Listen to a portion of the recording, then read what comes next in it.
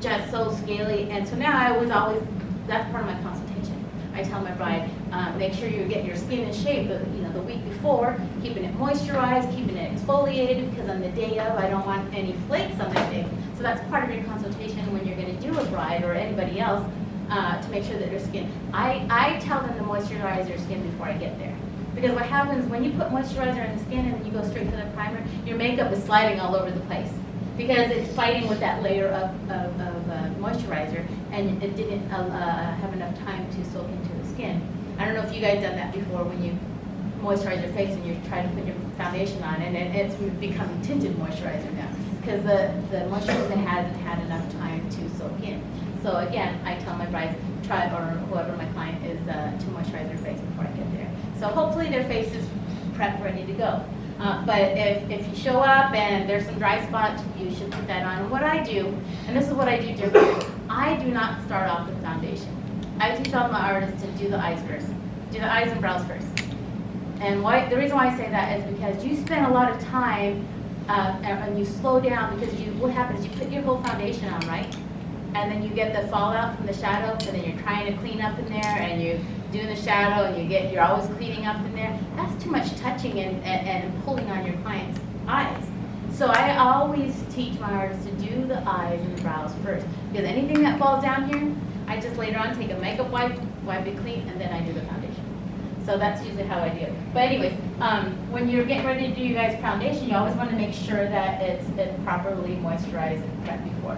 And then you would do the primer. And you guys don't have primer, but just so you know, and then after the primer, you would put what? Huh? You correct? Okay, so color correcting. There's a different, get makeup all over me. It depends. I have a school of rule, less is more. If I'm working on any everyday people, I want to see some of these foundations are very powerful. You don't even need a concealer because they're pretty good. It's built in. The concealer is built in. So if I always try to do a test to see if whatever I'm trying to conceal, the foundation will do it. If my foundation will do it, I don't even do concealer. Because concealing is what? What is the texture of your concealers?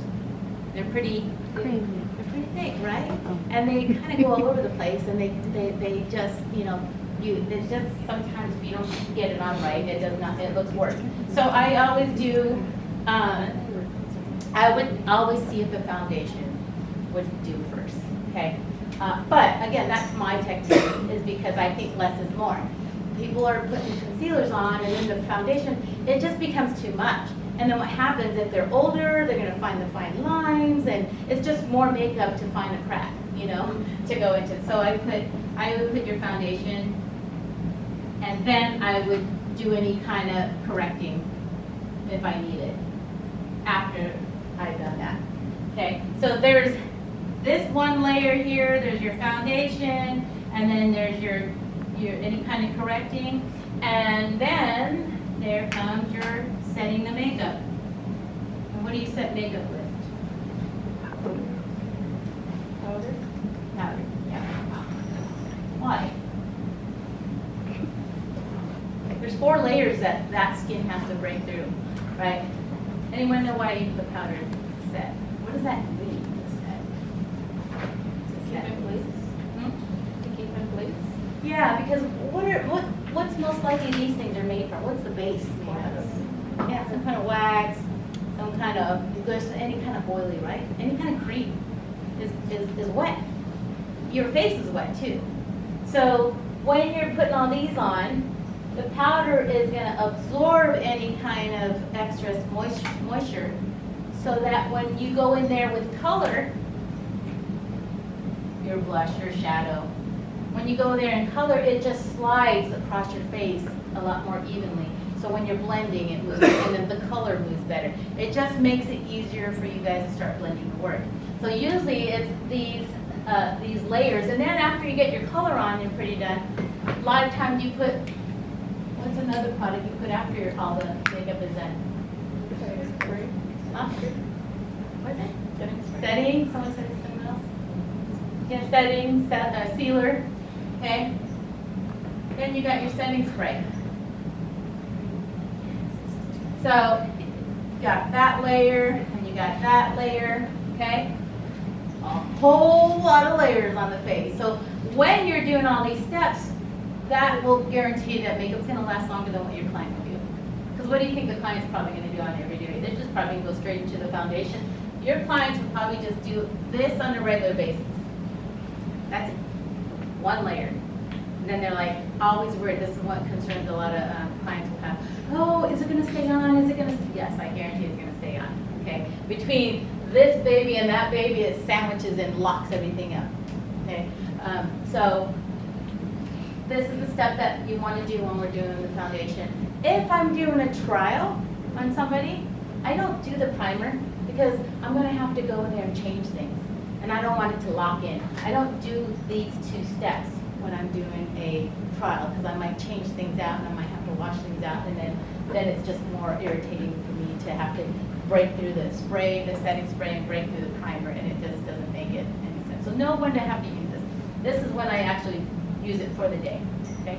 Any questions on that? Next thing.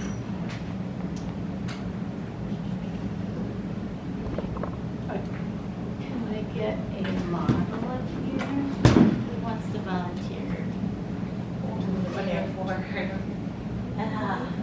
It is a surprise look that, no, it's just basic. But you guys have to know, this over. Well, you guys have to know how to do the smoky and the crease kind of thing. You want to volunteer? Okay. I'll get you a mirror so you can watch what we're doing.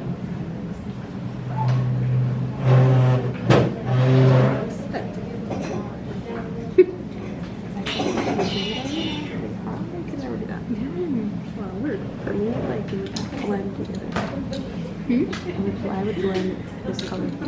Yeah. We're doing half face. It's because I have to show. It's just for time wise. I'm gonna do one face, one side, one way. You're gonna have to wash anyway and do it over.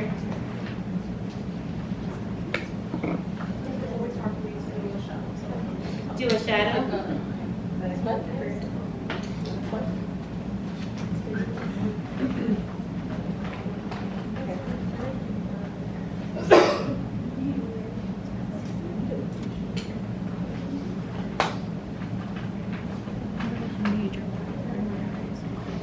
So we all figured out what our undertones are? Now don't tell the person who's working on you. Let them figure it out. Just like the skin, I keep hearing you guys say, so what are you? I'm not telling. What are you? I'm not telling. That's your answer. You ready? Okay, have a seat up here.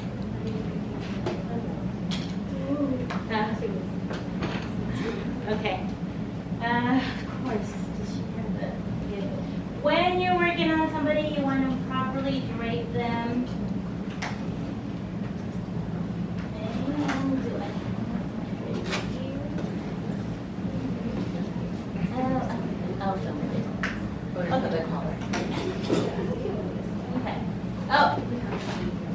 Okay, there's pros and cons of putting a cape on your client.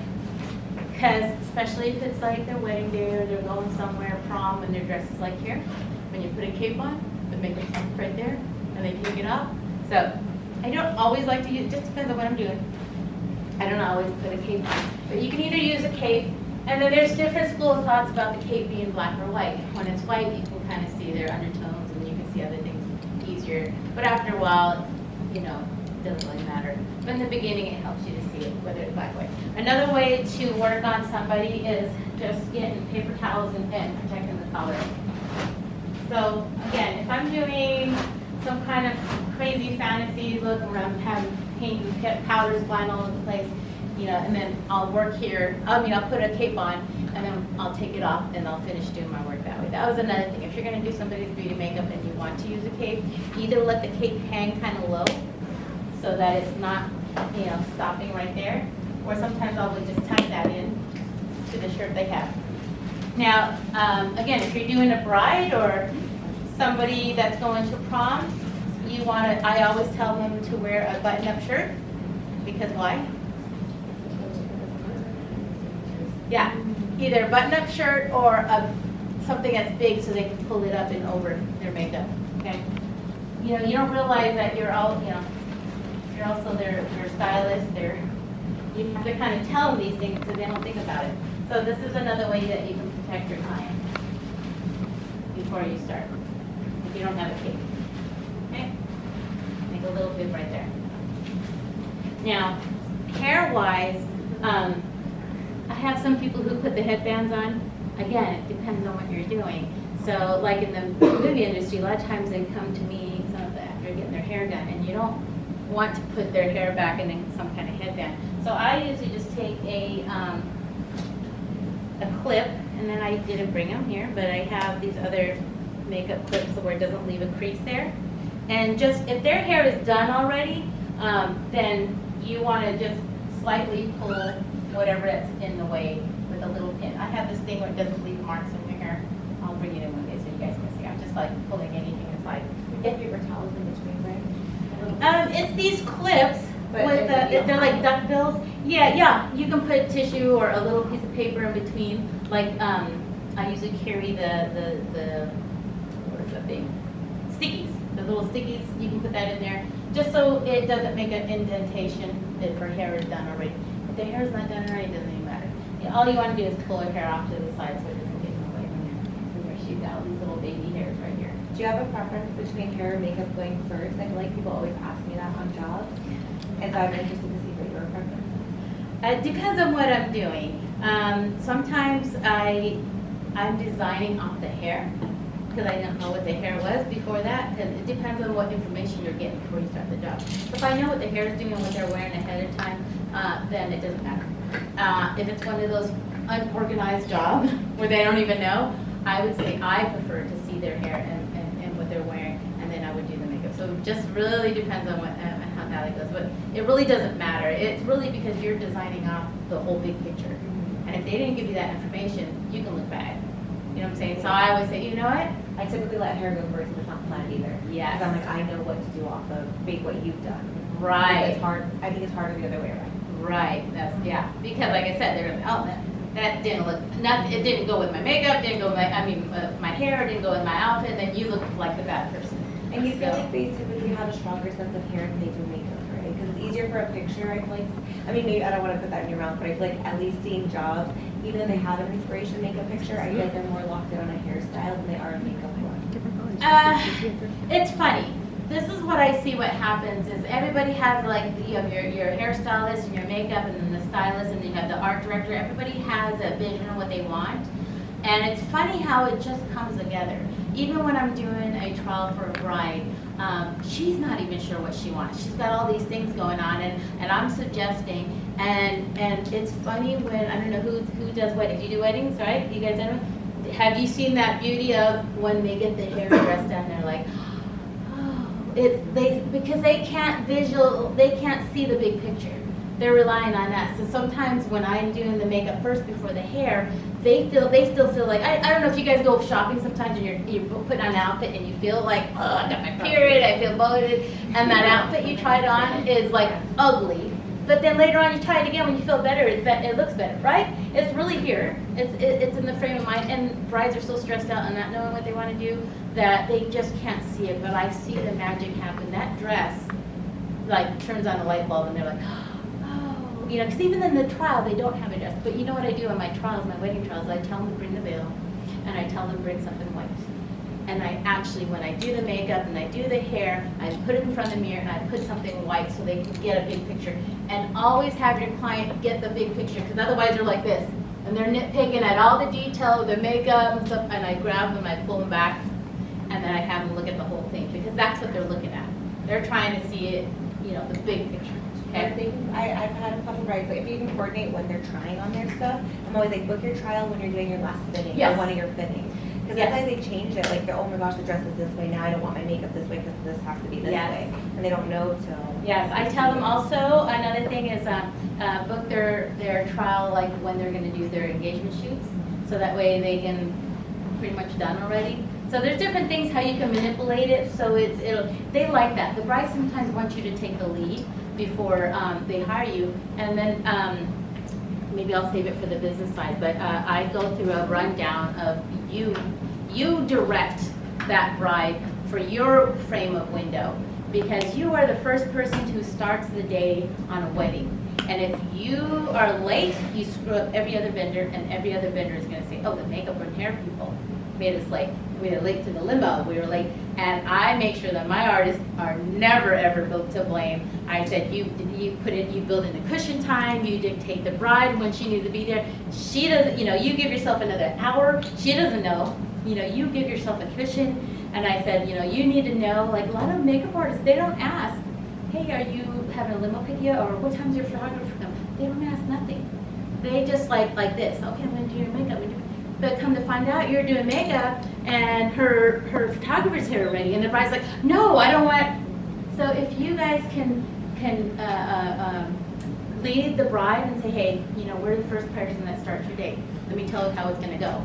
So you guys have to do it, and then everyone else just follows. Okay. And we can go back more if you guys want to learn more about that on my second chance doing makeup. Okay, so she doesn't have anything on her face. So what was the first thing that we went on doing? You guys don't have primer, right? No. Okay, so tell me no primer. We got primer, So like I said, I don't do anything here. I want to start the eyes first. Some people like to do the brows, very first thing. And some people just do the eyes and then the brows. Depends on your preference. So with her, is there any, so remember I talked about the light? Does she look a little shaded up in there? But sometimes if you put her up, does it look a little lighter? So that's the thing, that's what you guys want to train your eye, what you want to cover. So with her, what colors do you think I'm going to lay down to give her a neutral one tone? You guys guess?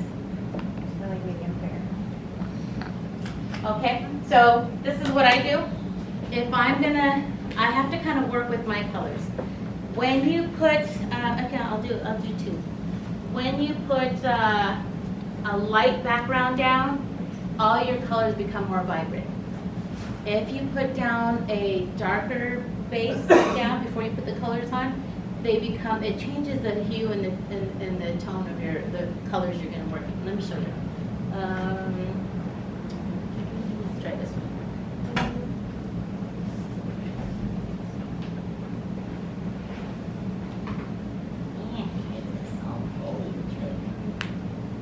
So I'm going to warm it up so it'll spread better. So let's put this light color on one side. All right, and I just kind of lift up and I work from my palette, which is the back of the hand. Some people work with their actual like little tray and they hold it. I've seen where they wear a wrist thing. Whatever works for you. I like it on the back of my hand because while it's sitting there, it's warming it up, especially if you guys are working with creams. Time is the essence of when you guys are doing makeup. And if you're having to wait for your makeup to warm up, you're eating into your time and getting people yelling at you. Okay. So I'm going to cover her whole lid,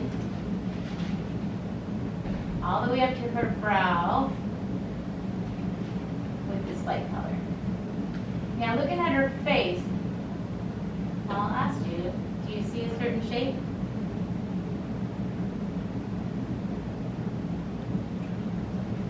There's a shape for her. Okay. Anything? Look at proportion. Maybe you have to turn to the right. Okay. Turn to the middle. What do you do right? Okay. Quickly. What do you see?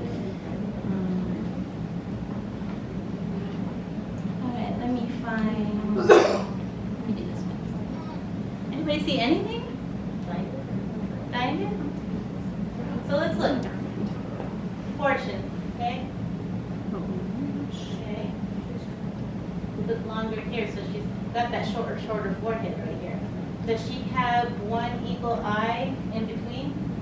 Her eyes are what? Close to percent, right?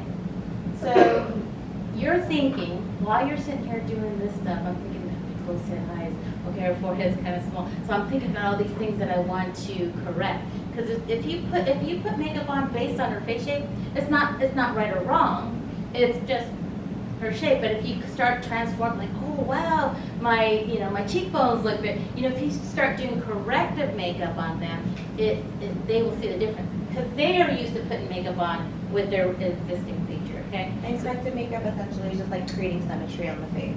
Yes. Yes. And like I said, either accentuating what they have or completely changing it of what they have. So I'm going to get this more deeper color here. And I'm going to put it on the other side. Oh, good. I just brushes.